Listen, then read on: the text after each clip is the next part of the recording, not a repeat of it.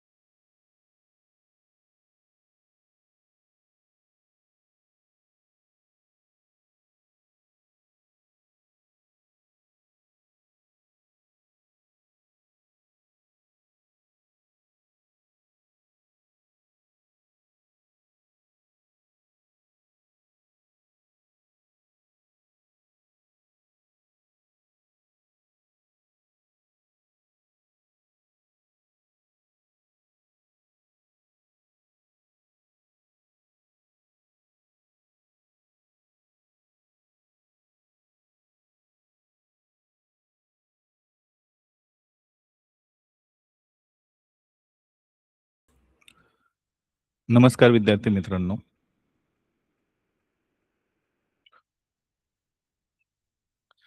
सर्वांचं आजच्या शिष्यवृत्तीच्या तासिकेमध्ये सर्वांचं स्वागत. काल आपण आकृत्या मोजणे यातील काही घटक बघितले. आज आपण उर्वरित घटक पाहणार आहोत. काल एक महत्वाचा फॉर्म्युला मी तुम्हाला सांगितलेला होता, तो तुमच्या लक्षात असेलच. आज आपल्याला आणखी काही नवीन संकल्पना समजून घ्यायच्या आहेत.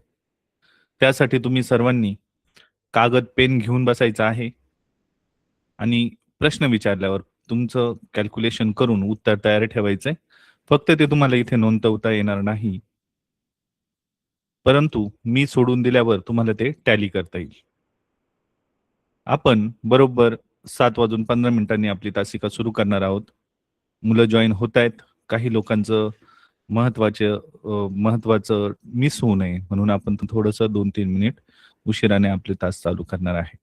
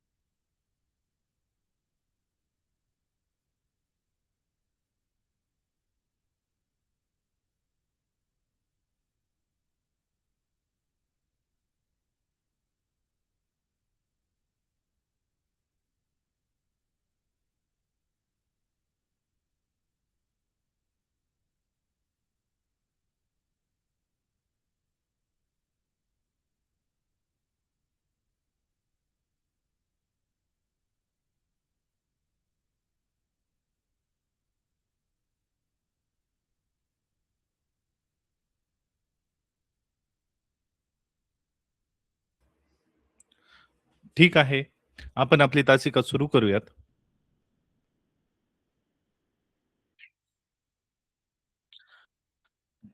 काल आपण आकृत्या मोजणे हा घटक पाहिला होता. त्यामध्ये रेषाखंड मोजणे आणि त्रिकोण मोजणे हे आपण अभ्यासलं होतं. तुम्हाला कालचं बरंचसं समजलंही असेल आणि तुम्ही वेगवेगळ्या ट्रिक्स ध्यानात ठेवल्या सुद्धा असतील. आज आपण चौकोन मोजणे बघणार आहोत. त्यासाठी आपल्याला कालचाच फॉर्म्युला यूज करायचा आहे. मात्र कशा प्रकारे यूज करायचा हे तुम्हाला आता व्यवस्थित ध्यानात ठेवायचंय. समोर तुम्हाला एक चौकोन दिसतोय. आता आपल्याला या गोष्टीमध्ये जायचं नाहीये की हा चौकोन आहे की चौरस आहे. 4 कोन 4 बाजू असणारी बंदिस्त आकृती म्हणजे चौकोन हे तुम्हाला माहित आहे. तर या चौकोनामध्ये तुम्हाला किती छोटे चौकोन आहेत हे मोजायचं आहे. आता इथे जरी तुम्हाला चौरस मोजायला सांगितले असले तरी मी तुम्हाला चौकोन आणि चौरस यामधला फरक अगोदर समजून सांगणार आहे आणि त्यानंतर ते वेगवेगळ्या पद्धतीने कसे मोजायचे ते देखील समजून सांगणार आहे. तर इथे तुम्हाला डाव्या बाजूला बघा, उभे ज्या असतं त्याला स्तंभ म्हणतात. म्हणजे यामध्ये या चौकोनाचे 5 उभे आणि 5 आडवे असे भाग केलेले आहेत. तर जे उभं आहे त्याला स्तंभ किंवा कॉलम म्हणतात आणि आडव्या याला रो म्हणतात. रोज अँड कॉलम्स. तर रोज आणि कॉलम मध्ये काय फरक आहे?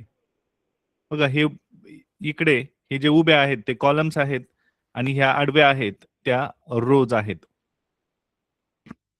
मग ह्या दोन आकृत्यांमध्ये काय फरक आहे नेमका? मी इकडे वरती लिहिलंय सिमेट्रिकल आणि असिमेट्रिकल. इथे जर तुम्ही नीट निरीक्षण केलं तर तुम्हाला जाणवेल की या डाव्या बाजूच्या आकृतीमध्ये 5 स्तंभ आहेत आणि 5च रोज आहेत. म्हणजे 5 कॉलम आणि 5 रो. म्हणून हिला मी सिमेट्रिकल फिगर म्हणतो. सममित ज्यामध्ये रो आणि कॉलमची संख्या सारखी आहे. आणि डाव्या बाजूला जर तुम्ही नीट लक्ष दिलं तर तुम्हाला लक्षात येईल की इथे 4 कॉलम आहेत आणि 5 रोज आहेत. म्हणजे कॉलम पेक्षा रोजची संख्या एकाने जास्त आहे. म्हणजेच ते दोन्ही सारखे नाहीयेत संख्येनं. मग याला मी असिमेट्रिकल फिगर म्हणतो. असममिती आकृती. असममित म्हणजे तिच्यामध्ये इकडे कसे रो आणि कॉलम सेम आहेत तसे नाहीयेत. मग हे आपल्याला पुढे उपयोगात येणार आहे वेगवेगळे उदाहरण सोडवताना. आता इथे तुम्हाला एक चौकोन दिसतोय, परंतु या चौकोनाची लांबी जास्त आहे, रुंदी कमी आहे आणि त्याचे छोटे छोटे चौकोन तयार केलेले आहेत. आणखी पण आतमध्ये चौकोन तुम्हाला दिसत आहेत. मग किती आहेत ते? 1 2 3 4 5 6 and 7. परंतु तुम्हाला इथे चौकोन मोजायला सांगितलेत. चौकोन आणि चौरसामधला फरक तुम्ही अभ्यासलेला आहे. तरी पण आता जरा आपण पुनरावृत्ती करूयात थोडक्यामध्ये. चौकोनाला 4 कोन 4 बाजू असतात, मात्र सर्व बाजू सारख्या नसतात. मात्र चौरसाच्या सर्व बाजू एकरूप असतात असं म्हणू शकतो आपण, किंवा सारख्या असतात असंही म्हणू शकतो.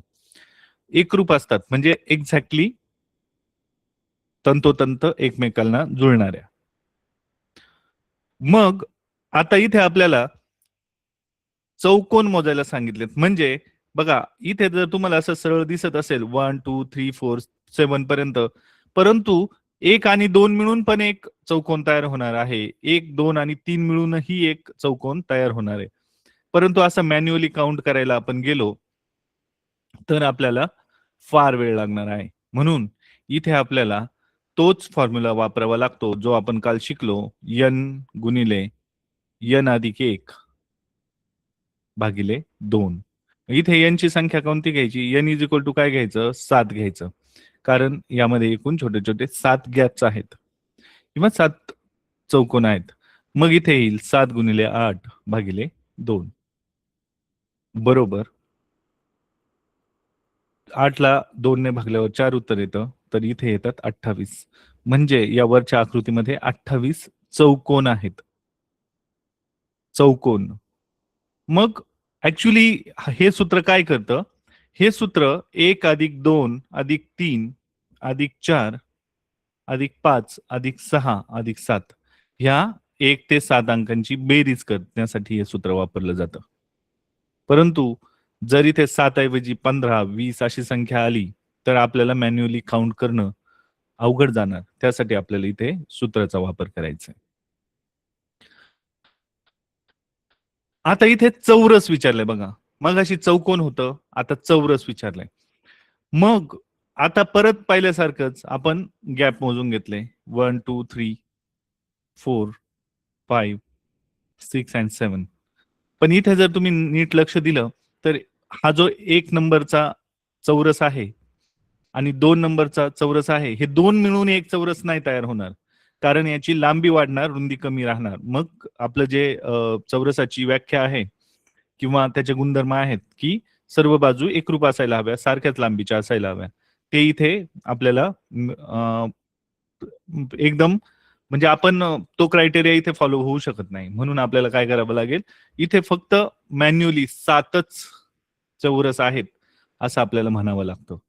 कारण 2 मिळून, 3 मिळून, 4 मिळून चौकोन तयार होऊ शकतो, चौरस तयार होऊ शकत नाही. म्हणून अशी जर आकृती आली आणि तुम्हाला विचारलं की खालील आकृतीमध्ये चौरस किती, तर तुम्हाला मॅन्युअली 7 मोजून ते लिहावे लागतील.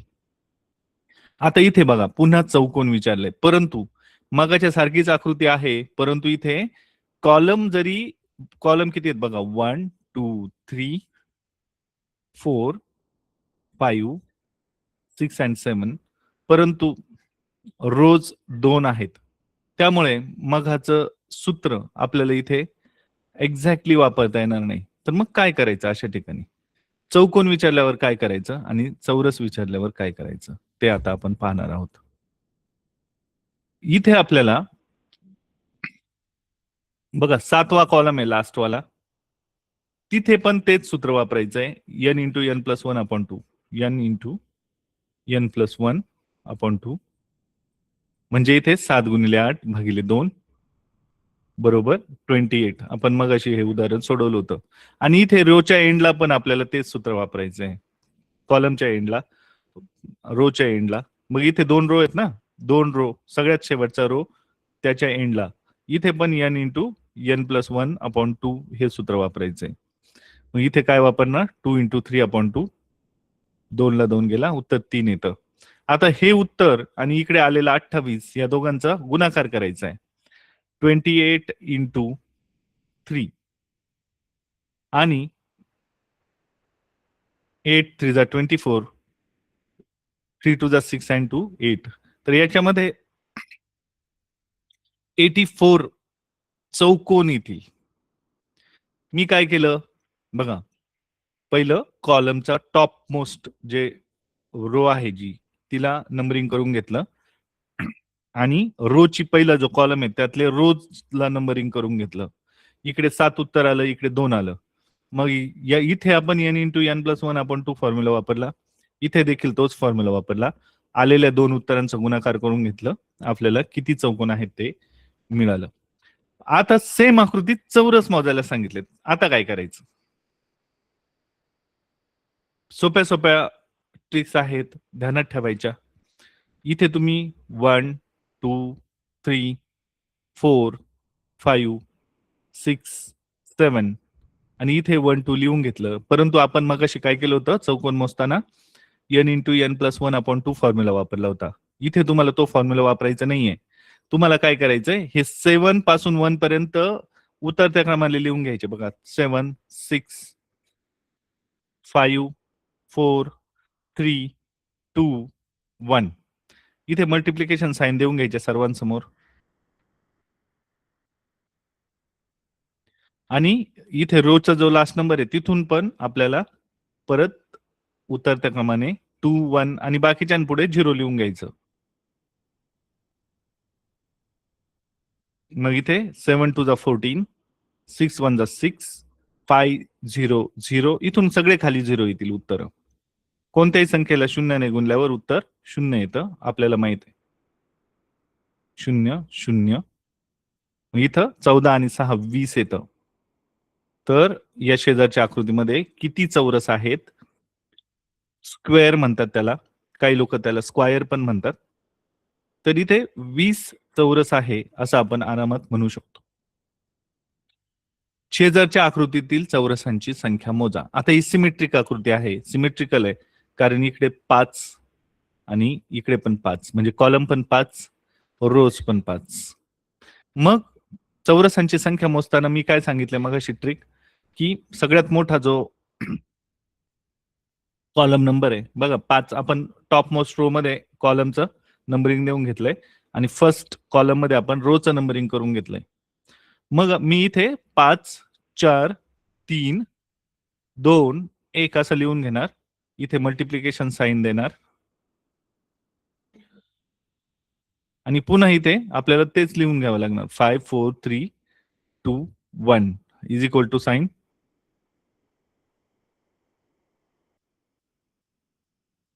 5 चा वर्ग 25, 4 चा वर्ग 16, 3 चा वर्ग 9, 2 चा वर्ग 4, 1 चा वर्ग 1. 9 आणि 1 10 होतात, 16 आणि 4 20 होतात, 25. म्हणजे 20 अधिक 10 अधिक 25 बरोबर यांची सगळ्यांची बेरीज. आता मी कशी बेरीज केली, हा 16 आणि ह्या 4 ची बेरीज केली 20, 9 आणि 1 ची बेरीज केली 10 आणि हा 25 होताच अगोदर, म्हणजे 55 उत्तर आलं याचं. 25 आणि 30 55. म्हणून शेजारच्या आकृतीमध्ये 55 चौरस आहेत, हे आपलं उत्तर येणार. या आकृतीमध्ये चौकोनांची पण संख्या मोजायची आहे, आयतांची पण संख्या मोजायची आहे.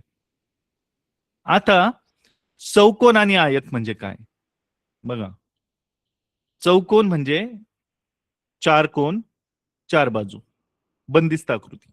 आणि आयतामध्ये चौरसापेक्षा फक्त एक फरक असतो, की चौरसामध्ये चारही बाजू एकरूप असतात, कॉंग्रुएंट म्हणतात त्याला.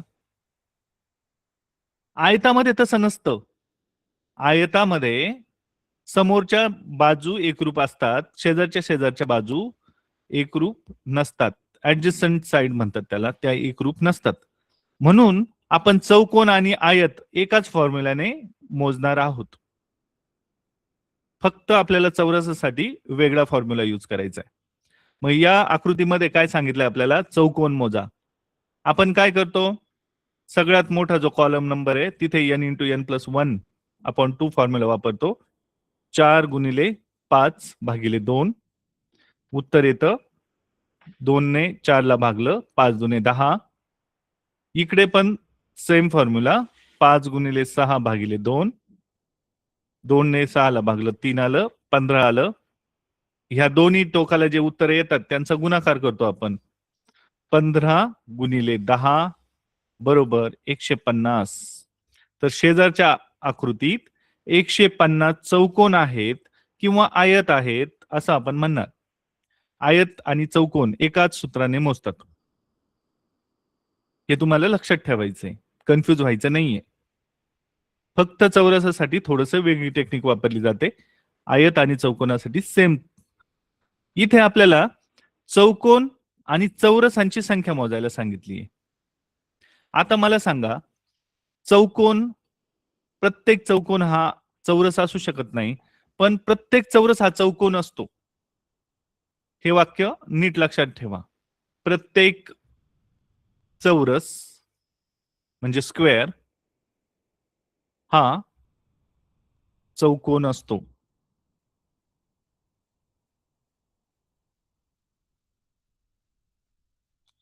म्हणून अगोदर आपण चौकोन मोजून घेऊया, मग चौरस मोजून घेऊया.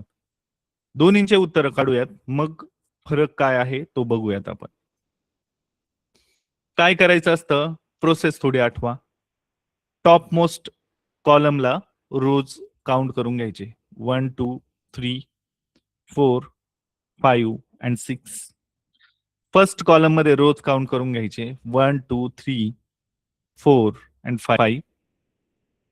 आपण आता सर्वप्रथम काय मोजणार, आपण मोजणार चौकोन. इथे n × n+1 6 गुणिले 7 भागिले 2 बरोबर 2 ने भाग दिला 21 उत्तर आलं.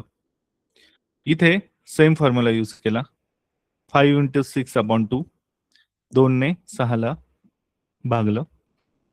15 उत्तर आलं. 21 आणि 15चा गुणाकार केला. 15 एक 15, हातचा आला 1, 15 दुने 30 आणि 1 31. 315 चौकोन मिळाले आपल्याला. आता चौरस मोजण्यासाठी काय करतो? ह्या 6 पासून उतरत्या क्रमाने अंक लिहून घेतो आणि त्याच्या पुढे ह्या 5 पासून उतरत्या क्रमाने लिहून घेतो. 6 गुणिले 5, 5 गुणिले 4, 4 गुणिले 3, 3 गुणिले 2, 2 गुणिले 1, 1 गुणिले 0. बघा इथे 6, 5, 4, 3, 2, 1 लिहून घेतलं. इथे 5, 4, 3, 2, 1 आणि पुढे 0 लिहावं लागलं मला. आता मी काय करणार? गुणाकार करून घेणार. 6 पंचे 30, 5 चोक 20, 4 त्रिक 12, 3 दुने 6, 2 एक 2 आणि 0. 6 आणि 2 होतात 8, 12 आणि 8 होतात 20, 20 आणि 20 होतात 40, 40 आणि 30 होतात 70.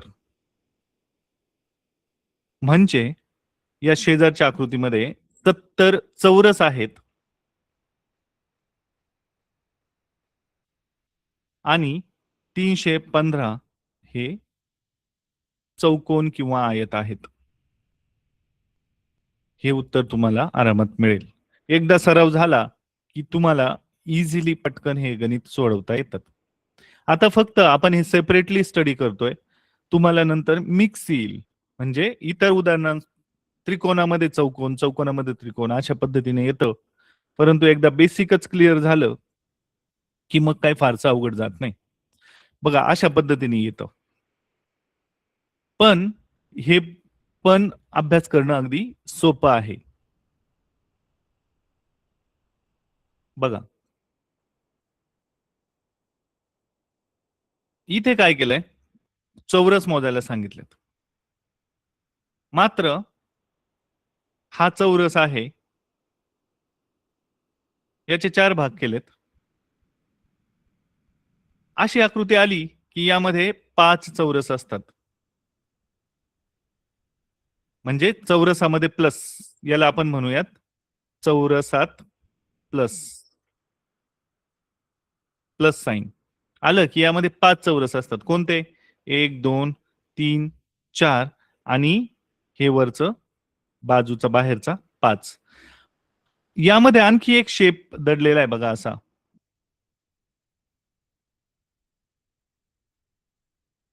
याला डायमंड म्हणतात. हा पण चौरसच असतो. मग प्लस मध्ये जर डायमंड आलं तर त्यामध्ये 6 चौरस असतात.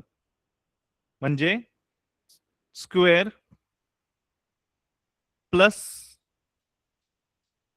अँड डायमंड, यामध्ये 6 चौरस असतात. हे तुम्हाला ध्यानात ठेवायचंय. तुम्ही मोजलं मॅन्युअली तरी तेच येणार आहे. आपलं काय ठरलंय? 2 गुणिले 1, 2 गुणिले 1 गुणाकार करायचा. बे एक बे, 1 गुणिले 1 3 उत्तर येतं बघा. चौरस ना.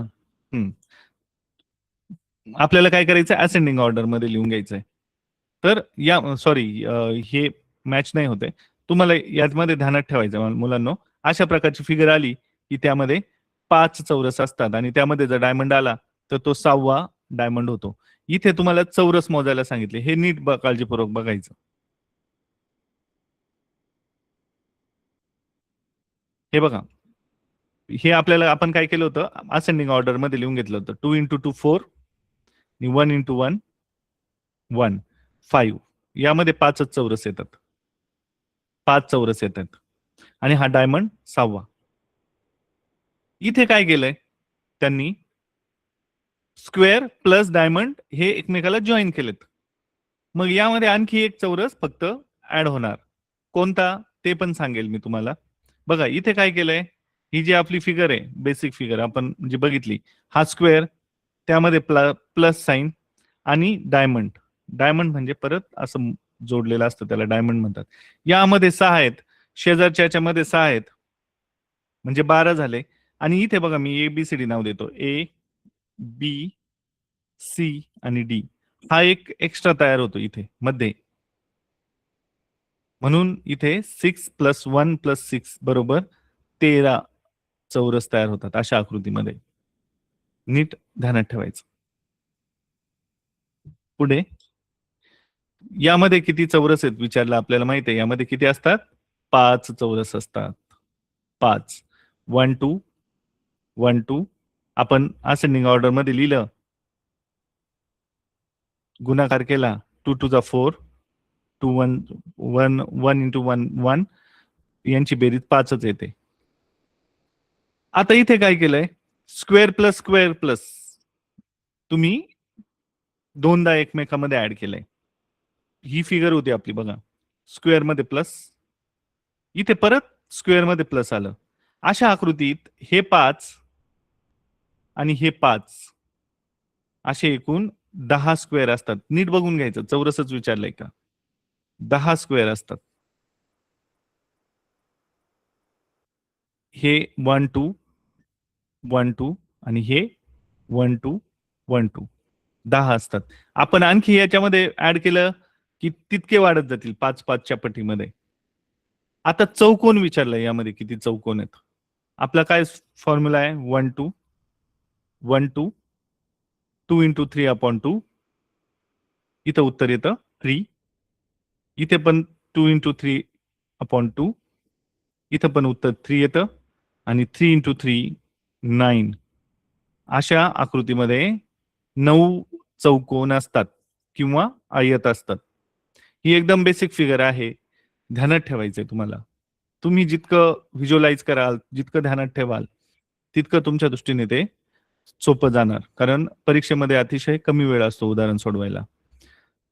हे मगाचच आहे, यामध्ये 9 असणार, 9 चौकोन असणार किंवा आयत असणार, हे आपण बघितलंय. आता इथे मिक्स फिगर दिली आहे तुम्हाला. बघा इथे काय आहे? एक मोठा चौरस आहे बघा असा, आणि त्या चौरसाच्या परत इकडच्या चौरसाचे 4 भाग केलेत, प्लस साइन टाकले, इकडच्या याच्यामध्ये प्लस साइन टाकले. आता तुम्हाला अगोदर मोठ्या आकृतीचं घ्यावं लागेल. आता आपण मगाशीच बघितलं होतं की त्यामध्ये 5 असतात आणि इथे पण 5च येणार, पण हा मोठा कोणता? ए, बी, सी आणि डी, हा आपण डबल मोजणार जर याला पण 5 म्हटलं तर. कारण हे 1 2 3 आणि 4 आणि हा 1 2 3 4 मिळून बनलेला तो 5वा अगोदरच्या बेस फिगर मध्ये पण मोजला जाणार, म्हणून आपण इथे फक्त 4च मोजणार. म्हणजे इथे 4 आणि इथे 4. मग या आकृतीमध्ये 8 आणि 5 13. 13 चौकोन होणार, सॉरी स्क्वेअर किंवा तुम्हाला आता माहित आहे कसं मोजायचं, कोणत्याच्या काय, चौरसाला काय म्हणतात, चौकोनाला काय म्हणतात, हे तुम्हाला आता समजलेलं आहे. त्याचे गुणधर्म पण आहेत. आता इथे तुम्हाला चौरस मोजायला सांगितले तर ते 13 येतील, आणि जर चौकोन मोजायला सांगितले तर इकडचे इथले 9, इथले 9, इथले 9, पण तुम्हाला इथल्या एक एक मायनस करावं लागेल. 9 प्लस 8 प्लस 8 करावं लागेल, कारण एक मधला जो बेस फिगर मधला तो डबल काउंट होईल. म्हणून 16 9 25 येतील याच्यामध्ये चौकोन मोजले तर.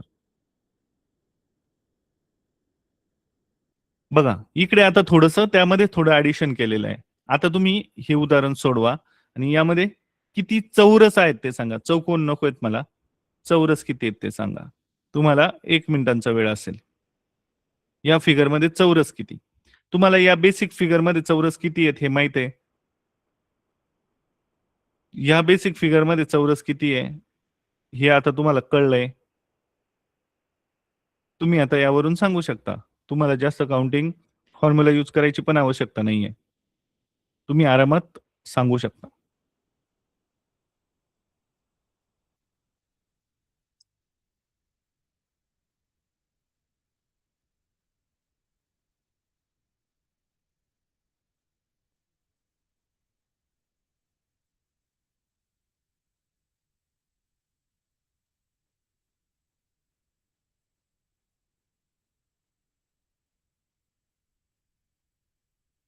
ओके. मोठ्या मागच्या फिगर मध्ये 5, या फिगर मध्ये 4, इथे 5, इथे 4, म्हणजे किती झाले? 10 आणि 8 18. कुणाकुणाचं उत्तर 18 आलंय त्याने हँड रेज करायचंय.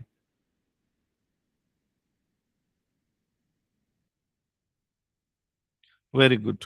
ज्यांचं उत्तर बरोबर आलंय त्यांना खरंच समजलंय असं आपण म्हणूयात. आता इथे फक्त डायमंड आलंय आणि शेजारी शेजारी डायमंड आल्यावर काय येतं मी ते शिकवलंय तुम्हाला.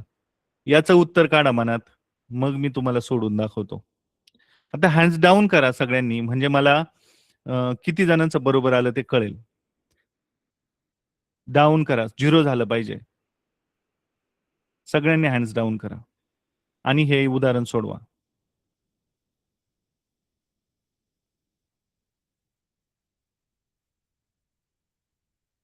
मग मी उत्तर सांगितल्यावर परत हँड रेज करायचं, आत्ताच नाही.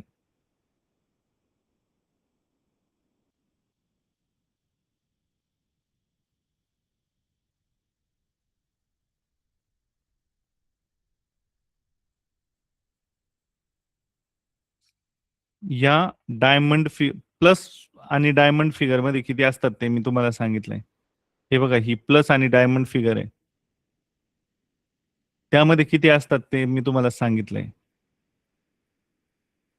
सोडवा पटपट.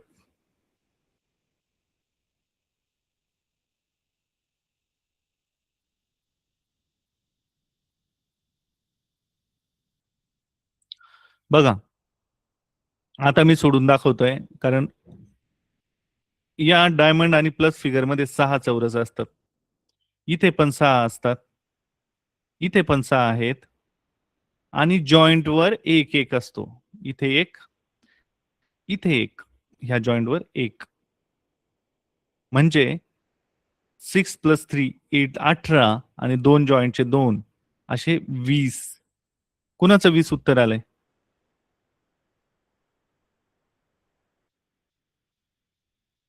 13 लोकांचं आलंय, 14 लोकांचं, 15, 16, 17, 18, 19, 21, 22, 23, 25 लोकांचं उत्तर आलंय बरोबर. Very good. आता आपण नेक्स्ट उदाहरण घेऊया. चला, जो हे उदाहरण सोडवेल त्याला सर्व समजलंय असं आपण समजूया. सगळ्यांनी हँड्स डाऊन करायचे. I am sorry.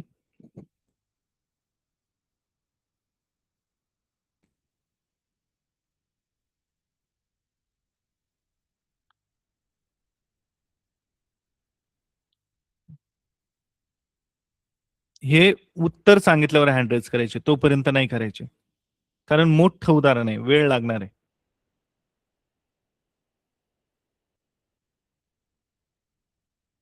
आता इथे एक बेस फिगर आहे खालची, डायमंड आणि प्लस सोडून द्या, ते मोजून घ्यायचे अगोदर, त्यानंतर प्लस वाले मोजायचे, त्यानंतर डायमंड वाले मोजायचे.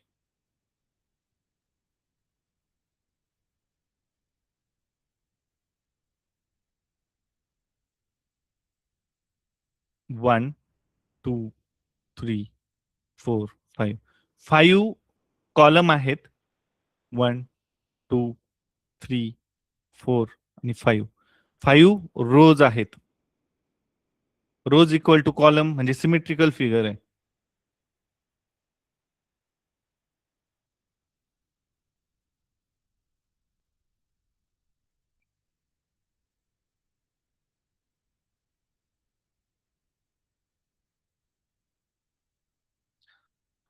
वेदांत पवार, पूनम पांडे, रामकृष्ण सरोदे, वरकड, डांगे, क्षीरसागर, कानकाटे, ढोले, सगळ्यांचे हँड रेज झालेत. बघूयात आता कोणाचं उत्तर बरोबर आहे.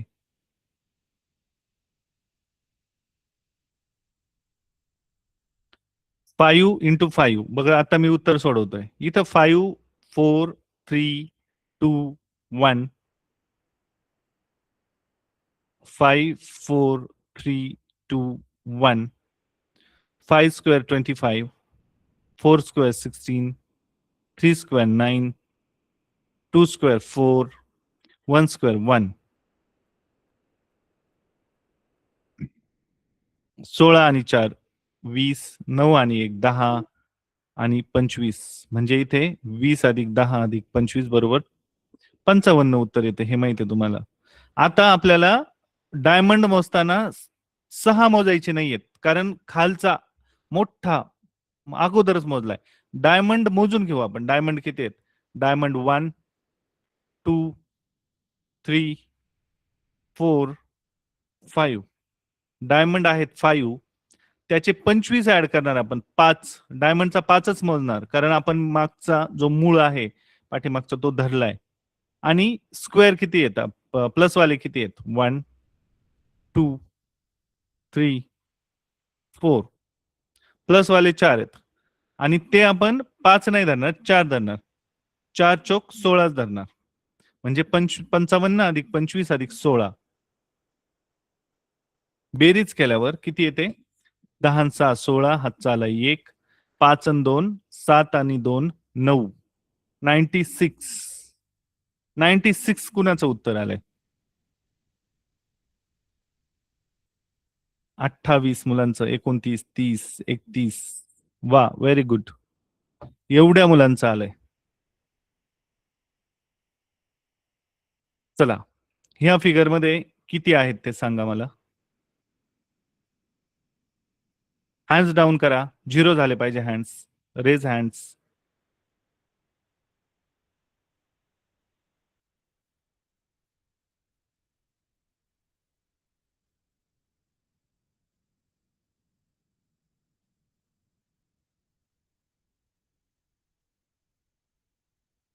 अजूनही 8 जणांचे हँड रेज आहेत. त्यांनी डाऊन करून घ्या, म्हणजे मला कळतंय किती जणांचं उत्तर बरोबर आलं. आता इथे त्रिकोण मोजायचे आहेत. काल शिकवलेलं आहे मी तुम्हाला.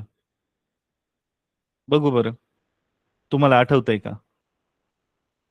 काल मी शिकवलं होतं डायगोनल, स्क्वेअर मध्ये डायगोनल, आणि ते जॉईन झाल्यावर काय होतं ते पण सांगितलंय मी तुम्हाला काल.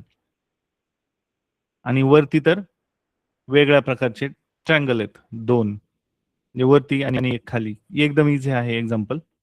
किती जणांना सुटतंय बघूयात आपण.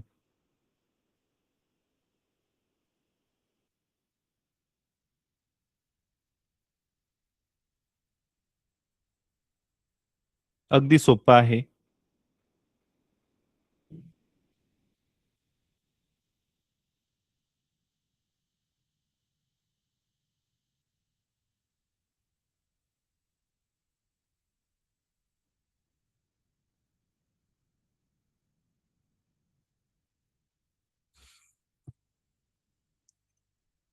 हा चौकोन आणि त्याचं डायगोनल जर जोडलेले असतील तर किती त्रिकोण होतात हे मी काल शिकवलंय तुम्हाला.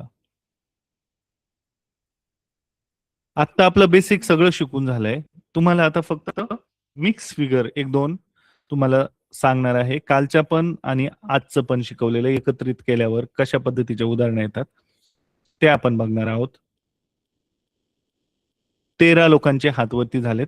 तर या प्रकारच्या फिगरमध्ये 8 त्रिकोण असतात आणि जॉइंट वर 2 असतात. हे शिकवलं होतं मी तुम्हाला. जॉइंट वर 2, जॉइंट वर 2, जॉइंट वर 2. इथे 8, इथे 8, इथे 8, इथे 8. Plus plus plus plus plus plus. 8 किती टाइम आलाय? 1 2 3 4. 8 4 जा 32. आणि 2 किती वेळा आलाय? 1 2 3, 3 वेळा. 6, म्हणजे हे 38. आता इथे किती बघा, 1 आणि 2. मी तुम्हाला हे शिकवलं होतं काल, की अशी जर फिगर आली तर त्यामध्ये 3 त्रिकोण असतात. अशा 2 फिगर आहेत, वरची एक आणि खालची एक, म्हणजे ते 6. असे मिळून एकूण आपल्याला दिसत आहेत की 44 ट्रायंगल या शेजारच्या आकृतीमध्ये आहेत. कुणाचं उत्तर 44 आलंय?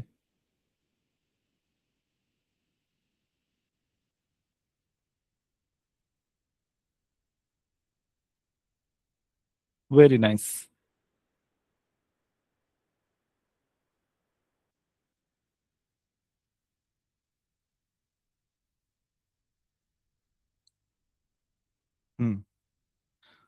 ही आकृती थोडी क्लिष्ट आहे. ही आकृती घेऊया. हे आपण बघितलं होतं काल. मेडियन्स या हे पण बघितलं होतं. 2 मेडियन्स 8, 3 मेडियन्स 16 आणि 2.5 मेडियन 12. या प्रकारच्या फिगर ह्या सर्व परीक्षेमध्ये आलेल्या आहेत. हे बघूयात आपण यामध्ये किती असतात. ही वेगळी फिगर आहे, परीक्षेला येते, आलेली आहे. तर यामध्ये 8 असतात. कोणते 8? बघा, हे 1 2 3 4 5 आणि 6 हे तर तुम्हाला माहित आहेत. पण हा मागचा बेसवाला हा एक 7वा आणि हा एक 8वा, असे 8 त्रिकोण यामध्ये असतात अशा प्रकारच्या फिगर मध्ये. इथे तुम्हाला त्रिकोण मोजायला सांगितलेलं आहे. आता तुम्हाला इथे कोणताच फॉर्म्युला यूज करता येणार नाहीये, कारण इथे 2 फिगर मिळून एक त्रिकोण तयार होत असतो. तर तो तुम्हाला निरीक्षणानेच शोधावा लागणार आहे. कसं शोधायचं मी ते सांगतो. अशी जर फिगर आली ना, त्याला ABCD नाव देऊन घ्यायचं. ABCD EF GHIJ. आता हा जे 10 नंबर आहे, म्हणजे 10 तर त्रिकोण झाले सेपरेट वालेच. आता 2 मिळून एक होत असतो, ते पण मोजावे लागतील. हे 10 झाले. ए वाला, बी वाला, सी वाला, डी वाला. इथे नीट लक्ष द्या बघा, बी आणि सी मिळून एक तयार होतोय बघा, म्हणून इथे बी प्लस सी लिहायचं. डी आणि जे मिळून एक तयार होतोय बघा, डी प्लस जे एक लिहायचं. जी आणि सी मिळून एक तयार होतोय बघा, जी आणि सी मिळून एक तयार होतोय. डी आणि ई मिळून तयार होतोय बघा, डी आणि ई मिळून तयार होतोय बघा, डी प्लस ई. त्यानंतर बघा, डीजे झालंय, डीई झालंय, जी सी झालंय, बी सी पण झालंय. आणखी काही होतं का बघायचं, आणखी कुठे काही होतोय का एखादा त्रिकोण तयार. आता किती झाले हे, 1 2 3 4 14 झाले. आणखी पण काही शिल्लक आहेत अजून.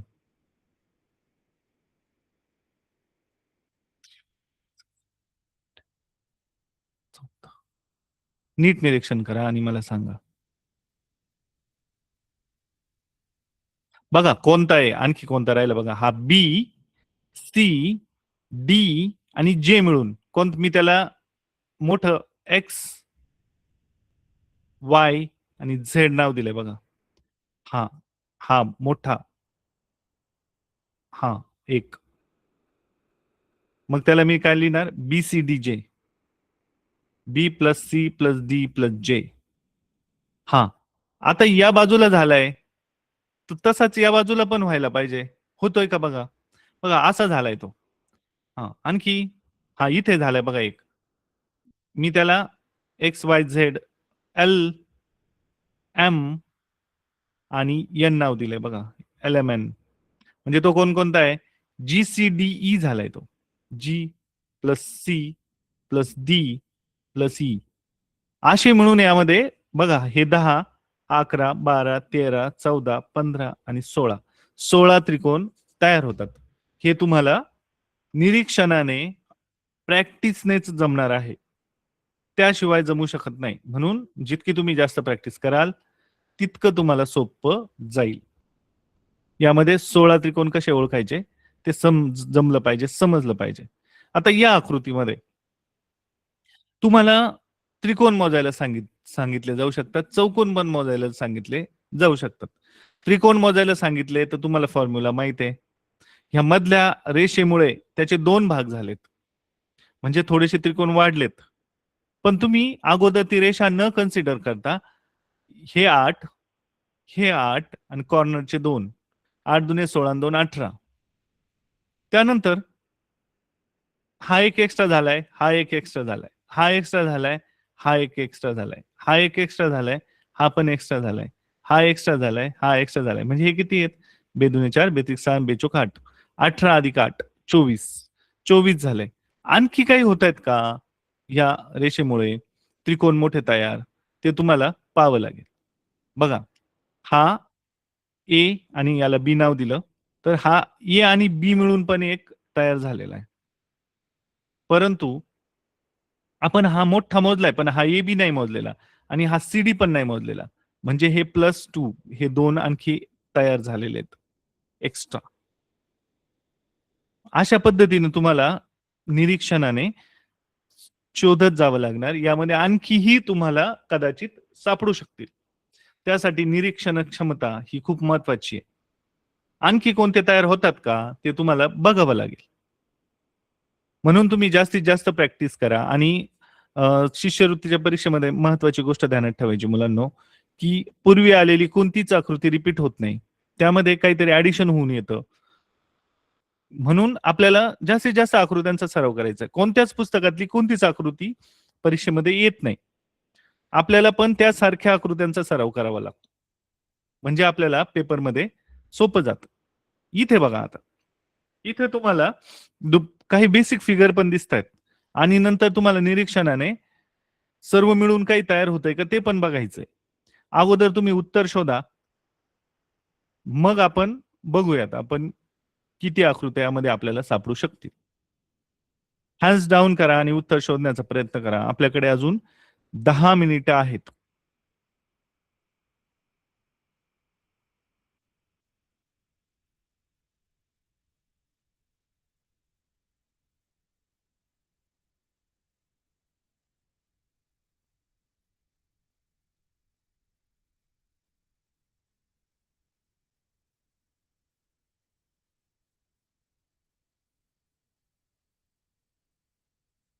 तुमच्या सोयीसाठी मी ABCD लिहून देतो.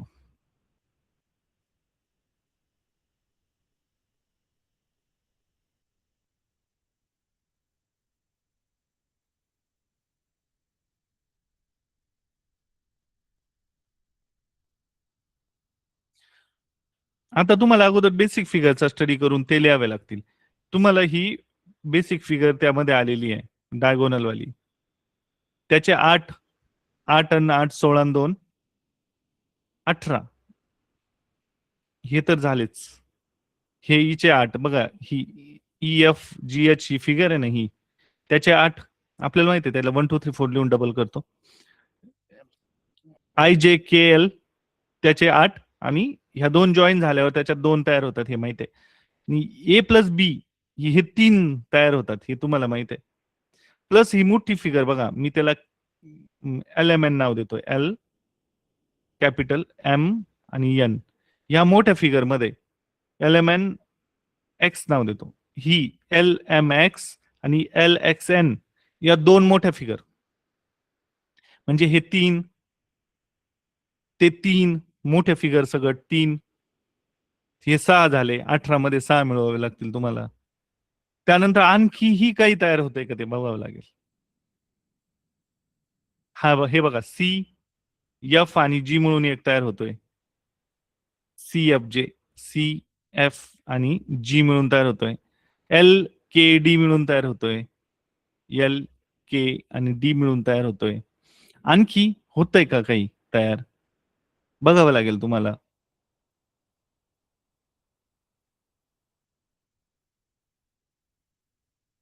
हे बघा, AE आणि H पासून एक तयार होतोय बघा. AEH. AEH पासून एक तयार होतोय. BJ आणि I पासून एक तयार होतोय. BJ प्लस I पासून एक तयार होतोय. आणखी काय होतंय का? निरीक्षण करा. निरीक्षण, ऑब्झर्वेशन इज द की. यामध्ये ऑब्झर्वेशन हेच महत्वपूर्ण असणार आहे. जितका सराव होईल तशी तुम्हाला त्याची दृष्टी येईल आणि तसे तुम्हाला ते सापडायला लागतील. आणखी कुठे होते का कॉम्बिनेशननी बघायचं.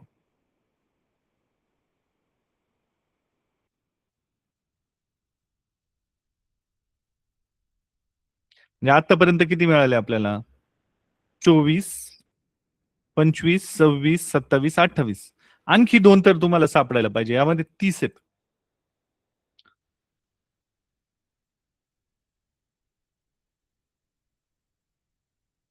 कोणते दोन निरीक्षण करा.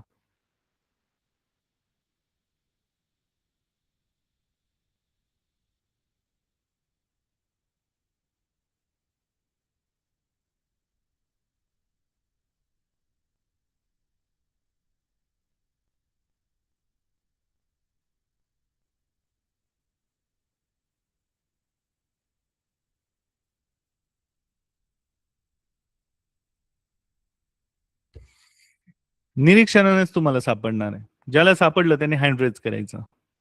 आणखी दोन कोणते?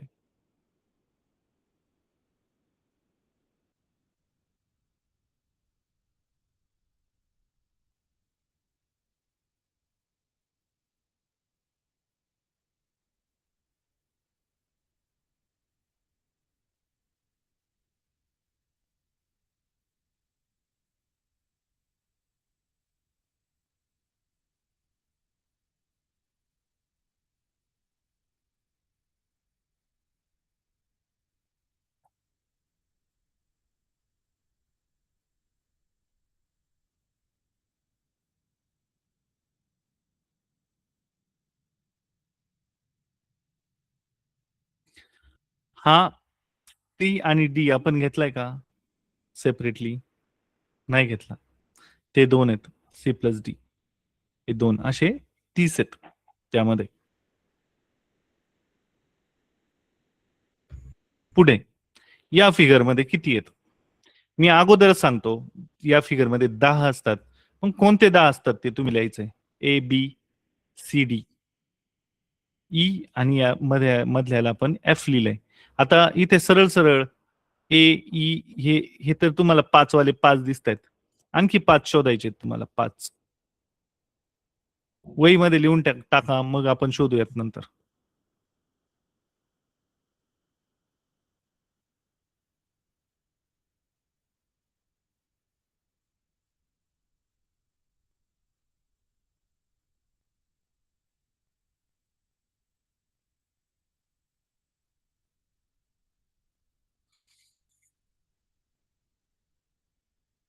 निरीक्षण करा.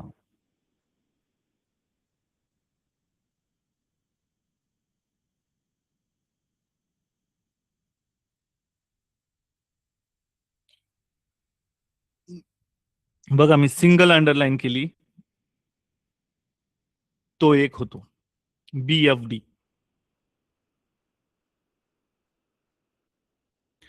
आता मी डबल अंडरलाईन करतो,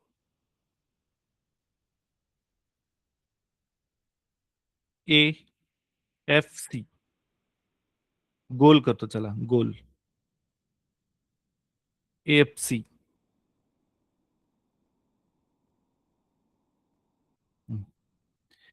ई एफ सी क्रॉस करतो मी. E F C. E F C.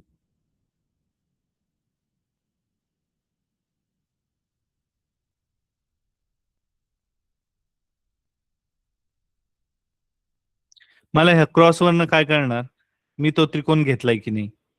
बघा आता बी एफ ई राहिलाय माझ्याकडनं. मग मी त्याला काय करू, 1 1 लिहितो त्याला. 1 1 1. बी एफ ई. बी एफ ई ने घेतलेला बघा मी. बी एफ ई. बघा 9 झाले. आता एकच राहिलाय, कोणता? ए एफ डी घेतलाय का मी? A F D. A F D नाही घेतलेला बघा मी. ए एफ डी इथे डबल लाईन आहे याला, इकडे झिरो पण आहे. सिंगल लाईन नाहीये याला. सिंगल लाईन आपण वेगळ्याला घेतली होती, बी एफ डी ला घेतली होती. मग मी इथे काय करतो, ओव्हल शेप, भरीव ओव्हल शेप घेतो. B F D. A F D. A F D नव्हता घेतलेला. ए एफ डी घेतला होता. ए एफ डी घेतला होता, हे बघा इथं. ए एफ सी घेतलाय का? A F C. A F C घेतलाय, 0 0 वाला घेतलाय. ई एफ सी घेतलाय. ई एफ सी घेतलाय. A F C. B F D घेतलाय का? बी एफ डी घेतलाय. AFD घेतलाय का? AFD, AFC घेतला नाहीये बघा मी. AFC, AFC घेतलाय, लिहिला कुठे आहे? अशा पद्धतीने तुम्हाला शोधायचेत. हे चिन्ह व्यवस्थित लिहावे लागतील, म्हणजे आपल्याला कोणकोणते लिहिले आणि कोणकोणते लिहिलेले नाही ते कळतं. बघा कॉम्बिनेशन बघा इथे, मी PQ आणि हे बघा हा PQR आहे, असे त्रिकोण आहेत एकमेकांमध्ये गुंतलेले, ते तुम्हाला व्यवस्थित मार्क करायचेत. याचं कॉम्बिनेशन सेंटरला F येणारच, प्रत्येक ट्रायंगलला F येणार. ए पासून सुरू होणारे किती आहेत बघा, AFC आहेत, AFD आहे, AFC, AFD दोन आहेत. ई पासून सुरू होणारे कोणते आहेत? EFB, EFB आणि